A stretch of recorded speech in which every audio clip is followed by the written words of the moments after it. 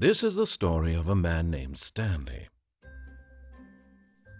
Stanley worked for a company in a big building where he was employee number 427. Employee number 427's job was simple. He sat at his desk in room 427 and he pushed buttons on a keyboard. Orders came to him through a monitor on his desk, telling him what buttons to push, how long to push them, and in what order. This is what employee 427 did every day of every month of every year. And although others might have considered it soul-rending, Stanley relished every moment that the orders came in, as though he had been made exactly for this job. And Stanley was happy. And then one day, something very peculiar happened. Something that would forever change Stanley. Something he would never quite forget. He had been at his desk for nearly an hour when he realized that not one single order had arrived on the monitor for him to follow. No one had showed up to give him instructions, call a meeting, or even say hi. Never in all his years at the company had this happened, this complete isolation. Something was very clearly wrong. Shocked, frozen solid, Stanley found himself unable to move for the longest time.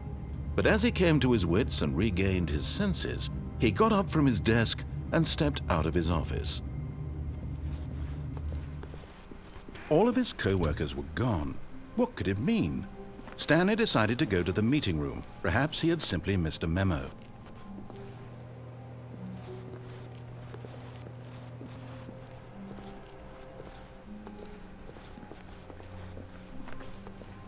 When Stanley came to a set of 2 open doors, he entered the door on his left.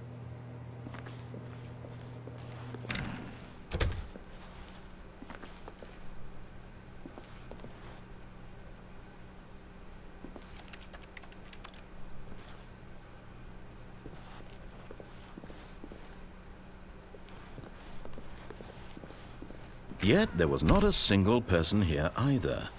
Feeling a wave of disbelief, Stanley decided to go up to his boss's office, hoping he might find an answer there. Coming to a staircase, Stanley walked upstairs to his boss's office.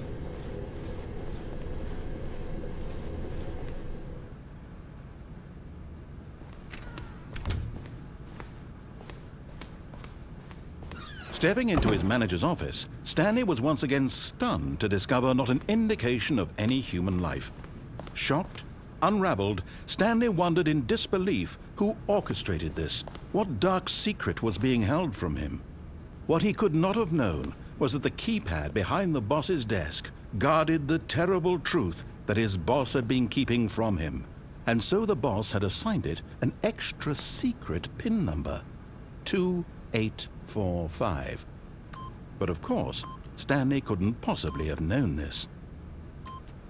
Yet incredibly, by simply pushing random buttons on the keypad, Stanley happened to input the correct code by sheer luck. Amazing. He stepped into the newly opened passageway.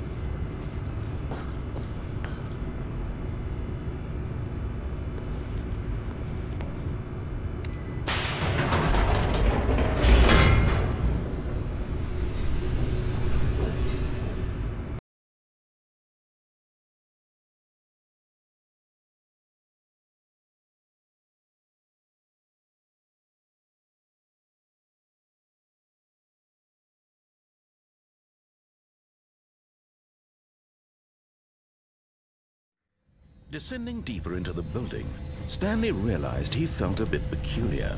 It was a stirring of emotion in his chest, as though he felt more free to think for himself, to question the nature of his job. Why did he feel this now, when for years it had never occurred to him? This question would not go unanswered for long.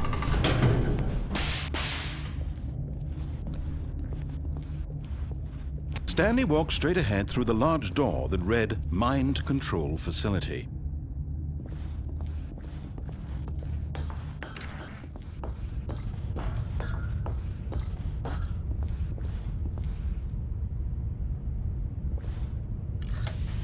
The lights rose on an enormous room packed with television screens. What horrible secret did this place hold? Stanley thought to himself. Did he have the strength to find out?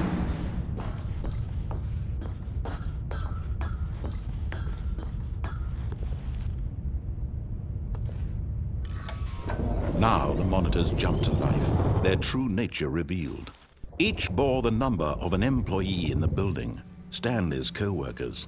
The lives of so many individuals reduced to images on a screen, and Stanley, one of them, eternally monitored in this place where freedom meant nothing.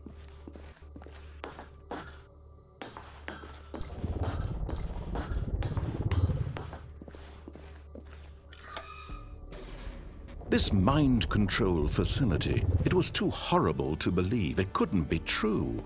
Had Stanley really been under someone's control all this time? Was this the only reason he was happy with his boring job? That his emotions had been manipulated to accept it blindly? No, he refused to believe it. He couldn't accept it. His own life in someone else's control? Never! It was unthinkable, wasn't it? Was it even possible? Had he truly spent his entire life utterly blind to the world? But here was the proof, the heart of the operation. Controls labeled with emotions, happy or sad or content. Walking, eating, working, all of it monitored and commanded from this very place.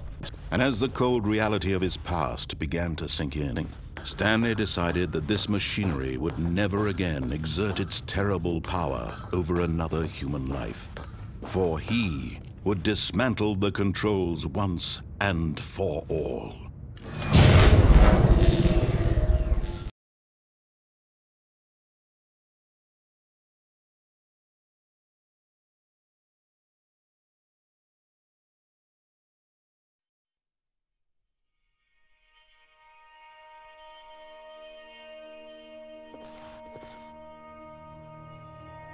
Blackness and a rising chill of uncertainty. Was it over? Yes. He had won. He had defeated the machine, unshackled himself from someone else's command. Freedom was mere moments away.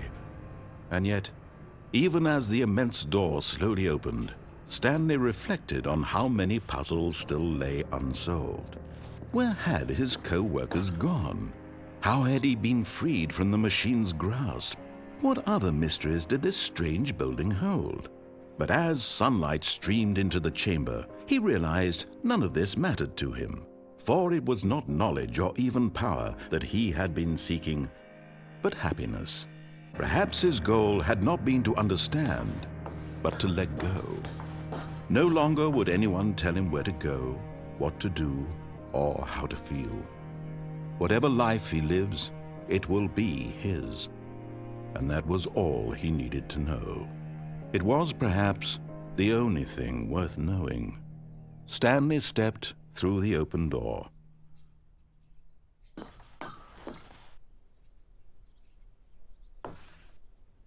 Stanley felt the cool breeze upon his skin, the feeling of liberation, the immense possibility of the new path before him.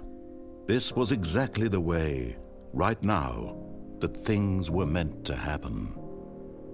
And Stanley was happy.